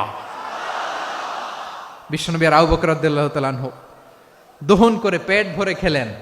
এই দৃশ্য আব্দুল্লাহ ইবনে মাসউদের হৃদয়ে দাগ কাটলো। এই মুআজিজা দেখে তিনি বললেন, আশহাদু আল্লা ইলাহা ইল্লাল্লাহ ওয়া আশহাদু আন্না মুহাম্মাদুর রাসূলুল্লাহ। তিনি ষষ্ঠ মুসলিম ছিলেন, 6 নম্বর মুসলমান। ওনাকে টার্গেট করে বিশ্বনবী দেখলেন এমন ইন্টেলেকচুয়াল ব্রেন, উনি সূক্ষ্ম সূক্ষ্ম জিনিস বুঝে বেশি, ফিকহি জ্ঞান ওনার মধ্যে বেশি। বিশ্বনবী ওনাকে কোরআনের জ্ঞান শিক্ষা দিতে লাগলেন। উনি বিশ্বনবী সবার কাছে কোরআন শোনায়, কিন্তু বিশ্বনবী নিজে আব্দুল্লাহ ইবনে মাসউদের কাছ থেকে কোরআন শুনতো। বিশ্বনবী একবার বললেন, ইকরা আলাইয়া ইয়া মাসউদ। ইবনে মাসউদ একবার শোনাও তো কোরআন দেখি। আব্দুল্লাহ ইবনে মাসউদ বলে, আকরাউ আলাইকা ওয়া আলাইকা উনজিল। নবী, আপনার উপর কোরআন নাজিল হয় আর আমি আপনার সামনে কোরআন পড়ব। বিশ্বনবী বললেন, ইন্নী উহিব্বু আন আসমাআহু মিন গায়রি। আমি নিজে পড়তে যেমনি ভালোবাসি, অন্যে পড়ুক আমি শুনবো, এটাও আমি ভালোবাসি। সূরা নিসা তিনি তেলাওয়াত করে শুনিয়েছেন। এমন সূক্ষ্ম সূক্ষ্ম বিষয় বিশ্বনবী উনাকে ধরিয়ে দিয়েছেন। উনি হয়ে গিয়েছেন, আব্দুল্লাহ ইবনে আব্বাস হয়েছেন রাইসুল মুফাসসিরিন, উনি হয়ে গিয়েছেন ফাকিহুল উম্মাহ। ওনার চাইতে বড় ফকি এই পৃথিবী আর দেখবে না। চিল্লায় বলেন সুবহানাল্লাহ। উনি বলতেন, ওয়াল্লাহি ইল্লাযী লা ইলাহা গায়রু মা উনজিলাত সূরাতুন ইল্লা ওয়া আনা আ'লামু আইনা উনজিলাত ওয়া ফীমা উনজিলাত। বিশ্বনবী এমন ভাবে কোরআনের দার্স আমাকে দিয়েছেন, কোরআনে যত সূরা নাজিল হয়েছে, যেখানে নাজিল হোক না কেন আমি জানি এটা কোথায় নাজিল হয়েছে এবং কোন প্রেক্ষাপটে নাজিল হয়েছে। এমন একটা সূরা নাই যে সূরার কোথায় নাজিল হয়েছে আমি মাসুদের জানা নাই, কোন প্রেক্ষাপটে নাজিল হয়েছে আমার জানা নাই। এরকম ঘটবে না। চিল্লায় বলেন আল্লাহু আকবার। এই আব্দুল্লাহ ইবনে মাসউদ রাদিয়াল্লাহু তাআলা আনহু ওমর ফারুকের সময় কুফার চিফ জাস্টিস ছিলেন। কুফা নগরীর চিফ জাস্টিস। চিফ জাস্টিস বুঝেন নাই? বিচারপতি। কি ছিলেন? সবাই বলে নাই, কি ছিলেন? বিচারপতি ছিলেন। এবং ওনার যে ফিকহি জ্ঞানের ধারা, এটাই আলকামা, ইব্রাহিম আন-নাখাই, হাম্মাদ ইবনে সুলাইমান হয়ে ইমাম আবু হানিফা পর্যন্ত পৌঁছেছে। এবং ওনার ফিকহি জ্ঞানের ধারাই হানাফি মাযহাবে অ্যাকসেপ্ট হয়েছে। আজও এগুলো হানাফি মাযহাবে চর্চিত হয়। হানাফি মাযহাবের সব ফিক আব্দুল্লাহ ইবনে মাসউদের ফিকহি জ্ঞানের ধারা থেকে নেওয়া হয়েছে। চিল্লায় পড়েন সুবহানাল্লাহ। তাহলে উনাকে বিশ্বনবী বানিয়েছেন জুরিস্ট, আইনবিদ, ফকিহ। উনারে আজান শিখান নাই। হিউম্যান রিসোর্স ডেভেলপমেন্ট কিভাবে করবেন, মানব সম্পদের উন্নয়ন কিভাবে করতে হয়, কিভাবে যার যেখানে প্রতিভা কাজে লাগাতে হয় উনি দেখিয়েছেন। সুবহানাল্লাহ পড়বেন না? খালিদ বিন ওয়ালিদ কি ছিলেন? বীর যোদ্ধা। কিন্তু তিনি ইসলাম ধর্ম গ্রহণ করেছেন অনেক দেরিতে, 8ম হিজরিতে। তার মানে 8ম হিজরির আগে উনি মুশরিকদের পক্ষে লড়াই করেছেন। ওনার হাতে কত মুসলিম সাহাবী যে নিহত হয়েছে হিসাব নাই। বিশ্বনবী টার্গেট করে রাখছে, তুমি আমাদের মুসলিমদের এত ক্ষতি করলা, তুমি যখন মুসলমান হবা তোমারে দিয়ে আমি এমন কাম করামু যে এটা আর কেউ করতে পারবে না। খালিদ বিন ওয়ালিদ রাদিয়াল্লাহু তাআলা আনহু 8ম হিজরিতে মুসলিম হয়েছেন, মক্কা বিজয়ের আগে। তো মক্কা বিজয়ের আগে যখন মুসলিম হয়েছেন, এর আগে কি করছেন? কাফিরদের সাথে যুদ্ধ করেছেন। উনি উহুদের যুদ্ধে মুসলমানদের যে পরাজয় ভাব, কঠিন পরিস্থিতির মুখোমুখি উনার কারণে পেছন থেকে এমন আতর্কিত আক্রমণ করেছেন, মুসলমানদেরকে কচুকাটা করেছেন। 8ম হিজরিতে আল্লাহ তাআলা হেদায়েতের নূর দিয়ে ওনার হৃদয়টাকে উজালা করে দিলেন। লা ইলাহা এটা এমন বাণী যার হৃদয়ে একবার টাচ খাবে, এইটা থেকে সে আর পালিয়ে বেড়াতে পারে। ঝিনুকের ভেতর লুকিয়ে থাকে যেমন মতি, ঝিনুকের ভেতর লুকিয়ে থাকে যেমন মতি, কলমা শাহাদাতে আছে আল্লাহর জ্যোতি, কলমা শাহাদাতে আছে আল্লাহর জ্যোতি। ঠিক কিনা বলেন? মক্কা বিজয়ের আগে মুসলিম হলেন, হওয়ার পরেই বিশ্বনবীর টার্গেট ফুলফিল হলো। ওই যে টার্গেট করে রেখেছেন আর দোয়া করেছেন, খালিদ বিন ওয়ালিদ যদি মুসলিম হয় তাকে আমি মিলিটারি চিফ বানাবো।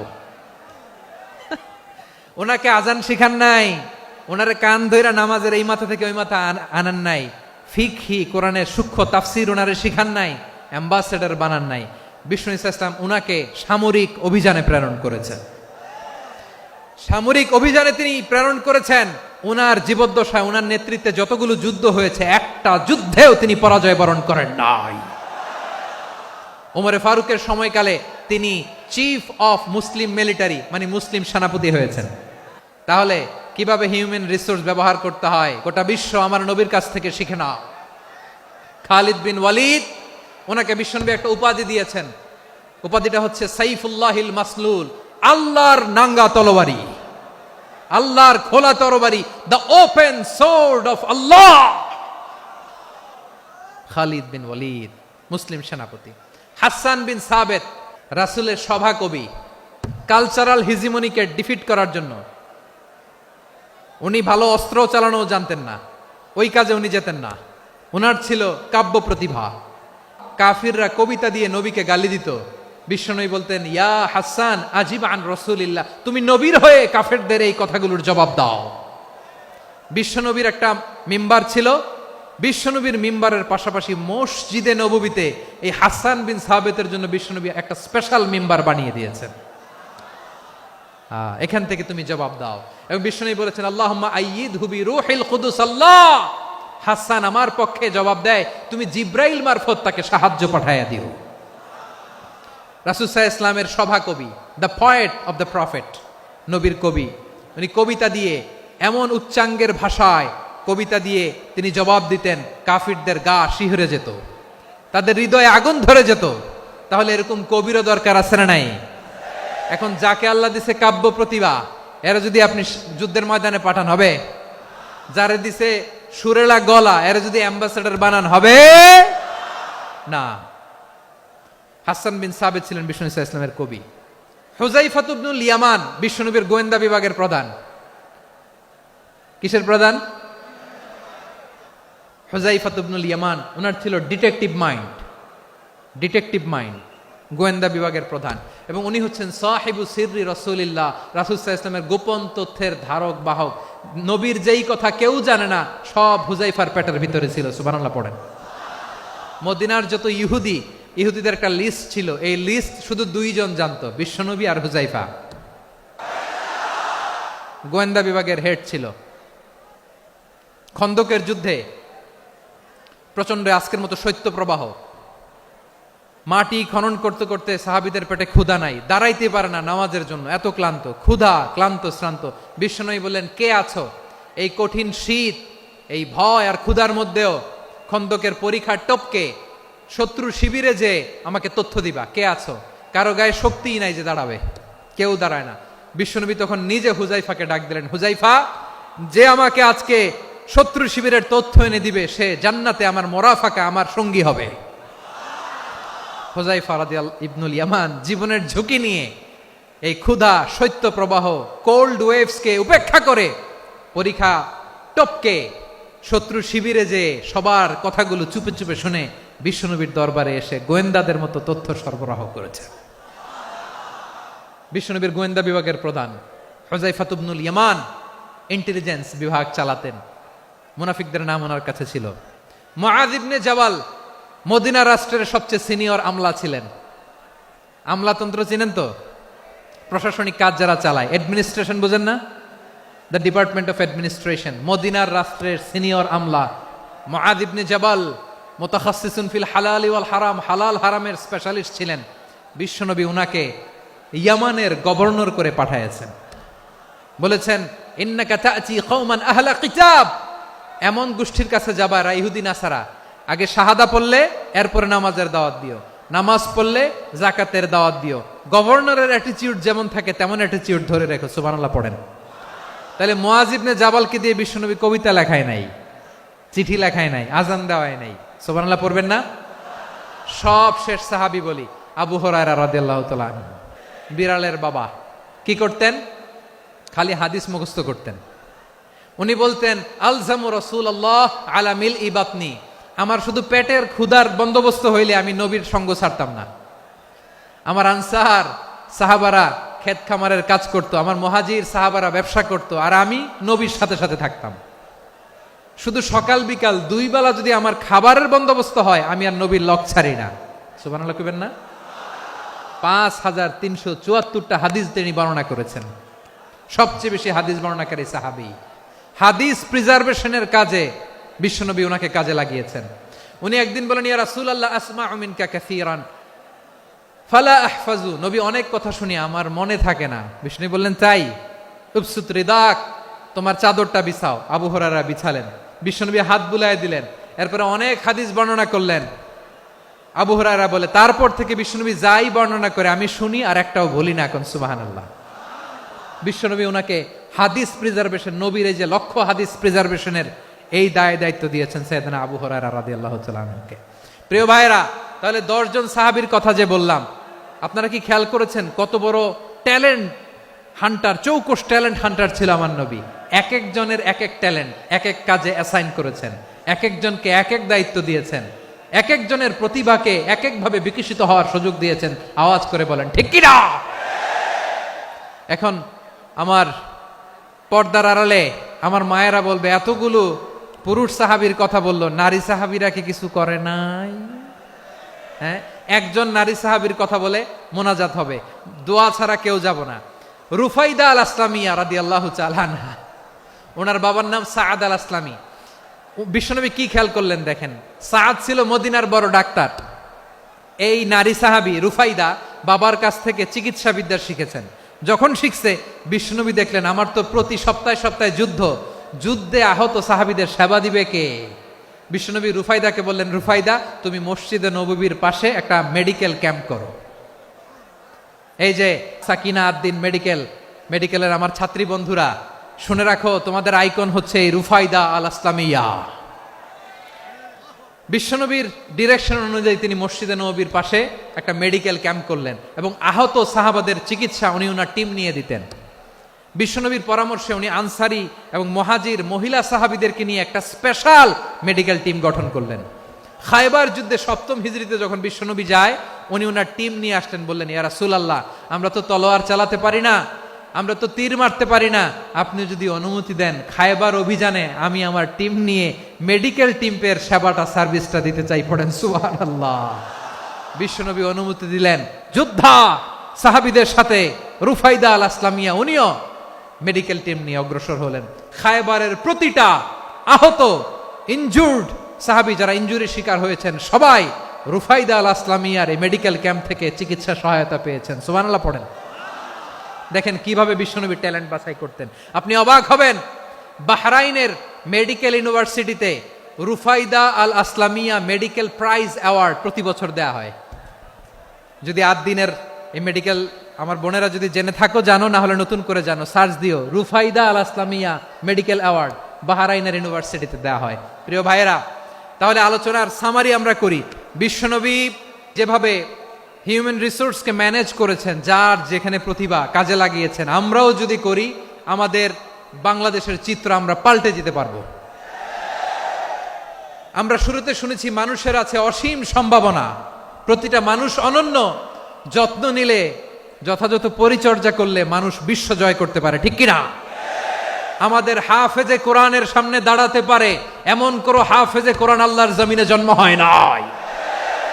গোটা বিশ্ব কাঁপিয়ে তারা সেরা, আমাদের ক্রিকেটাররা সেরা, আমাদের তৈরি পোশাক শিল্প সেরা, এরকম অনেক অনেক সেরা জিনিস আছে, আমরা এগুলোরে নার্চারিং করতে পারি নাই, পরিচর্যা করতে পারি নাই, সঠিক তারবিয়াতের অভাব। তাহলে মানুষের অসীম সম্ভাবনাকে কাজে লাগাতে হবে, ঠিক কিনা বলেন? ইউনুস গভর্নমেন্টকে আমি বলবো, অল্প সময়ের জন্য আপনারা এসেছেন, সংস্কারও করতে হবে, আবার নির্বাচনও করতে হবে।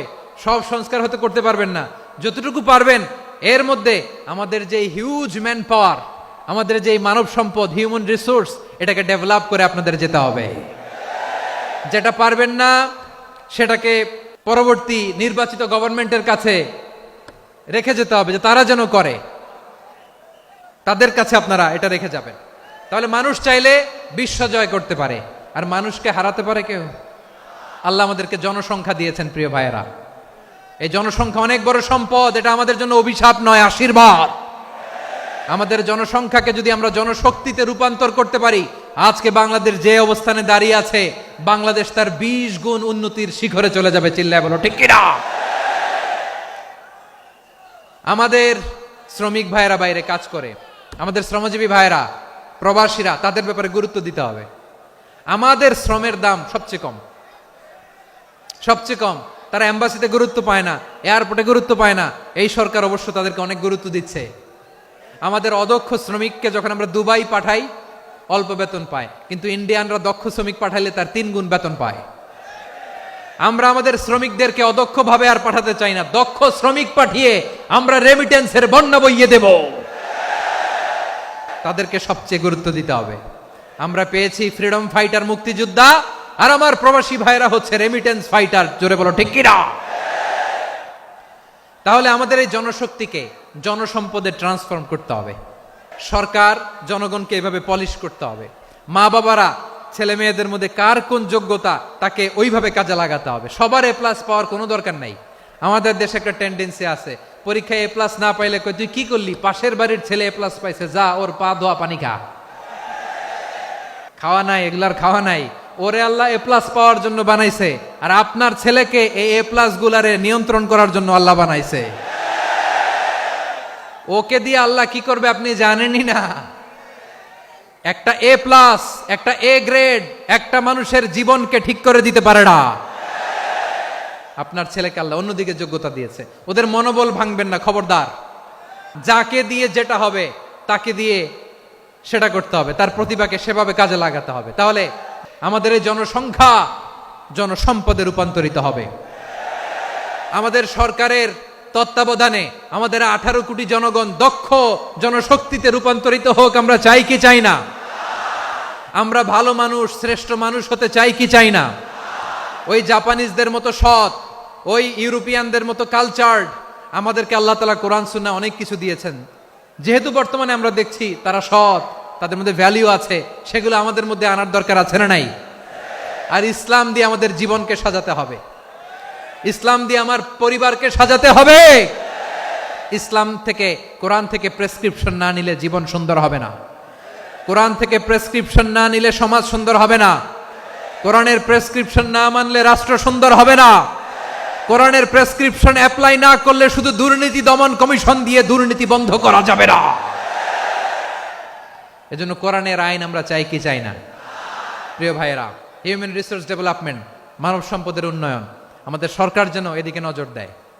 আমরা যেন এই ব্যাপারে যত্নবান হয়ে উঠি। যাকে আল্লাহ যে যোগ্যতা দিয়েছে, এই যোগ্যতা দিয়ে আমরা যেন ইসলামের জন্য, দেশের জন্য কাজ করি। আমরা যেন আমাদের স্কিল ডেভেলপ করি, আমাদের পটেনশিয়ালকে ডেভেলপ করি। মোরালিটি, ভ্যালিউজ নিয়ে শায়েখ আহমদুল্লাহ আলোচনা করেছেন, এগুলো দিয়ে যেন আমরা আমাদেরকে সাজাই। আল্লাহ তাআলা আমাদের দেশকে তুমি নিরাপদ করো, আমরা পড়ি আমিন। আল্লাহ আমার 18 কোটি জনগণকে তুমি জনশক্তিতে রূপান্তরিত করো, আমিন। আল্লাহ আমরা হাতে হাত রেখে, কাঁধে কাঁধ মিলিয়ে ভাইয়ে ভাইয়ে যেন এই দেশকে গড়তে পারি, আল্লাহ তুমি তৌফিক দান করো, আমরা পড়ি আমিন। আসুন আমরা আমাদের জনসংখ্যাকে জনসম্পদে ট্রান্সফর্ম করি। আমাদের জনসংখ্যাকে আমরা যেন জনশক্তিতে রূপান্তরিত করি। জনসংখ্যাকে ট্রান্সফর্ম করে জনশক্তি দিয়ে আমরা যেন আগামীর বাংলাদেশ, স্বাধীন বাংলাদেশ 2.0 কে গড়ে তুলি। আল্লাহ তাআলা আমাদের সবাইকে কথাগুলো বোঝার, আমল করার তৌফিক দান করুন। হাযা মা ইনদি ওয়াল ইলমু ইনদাল্লাহ আলাইহি তাওয়াক্কালতু ওয়া ইলাইহি উনীব। সুবহানাকাল্লাহুম্মা বিহামদিকা আশহাদু আল্লা ইলাহা ইল্লা আনতা আস্তাগফিরুকা ওয়া আতুবু ইলাইক।